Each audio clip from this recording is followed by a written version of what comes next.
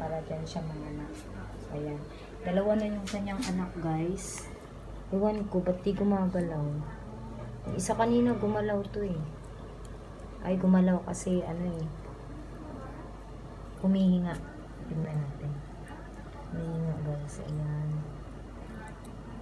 Gumagalaw. Hindi ko muna siya pinakialaman. Kasi baka mas lalo na ano. Pero gumalaw yung pusa. Gumalaw yung anak niya. Ayan. Ayan na siya, guys. So, dalawa na yung kanyang anak. Kanina gumalaw yung isa. Hindi ko alam kung patay na ba yun o ano. Nakita ko, guys, ano pa pala sa ano niya, parang ano pa, nakalawit pa, guys. So, hindi pa siya Ikat ko yung aking pusa, guys. Dito sila nakatira. Kasi nga natatakot ako baka kakainin ni Cream. Kasi ito yung anak niya. Ayan, natulog. So, nilipat ko sila sa aming CR sa taas. So, dadalhin ko na lang ito, guys, para may electric fan sila. So, kasi dalawa naman yung electric fan namin. So, wala namang gamit. Doon ko dadalhin, guys. Nilipat ko na sila. Ayan. Ayan. Sila, guys. Nagdudo. Tapos, ito yung electric fan na nakaabang sa nila CR. So, ito yung second floor namin, guys. Ang gulo-gulo. Si mga gamit ng asawa ko nandito. Tapos, di pa inaayos. So, bubuksan ko na yung electric fan, guys, para malamigan. Mainit kasi dito, guys, eh. Ayan, under na. Kawawa kasi, guys. Namatay lahat yung anak niya ng una.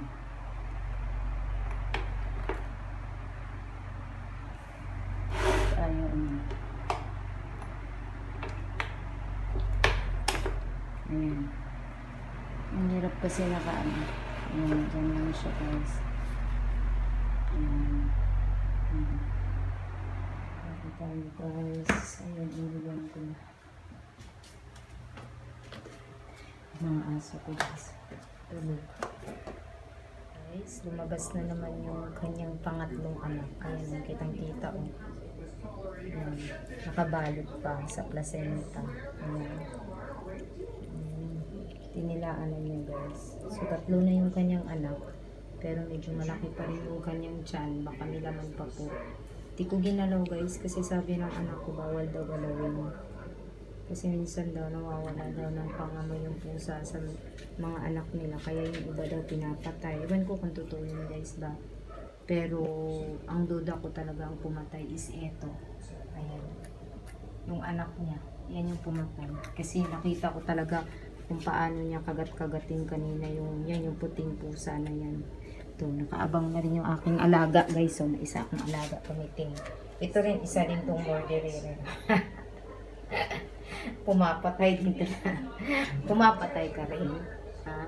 Pumapatay, tinitingnan niya yung pusa ko, guys. Gusto mo rin patayin yan? Isa ka rin mamamatay tao eh. Mamamatay tao ka rin eh. Mamamatay pusa pala. Di pa na mamamatay tao. Seryoso ka. Seryoso tayo ngayon ah. Ayan. Tinitingnan niya, guys.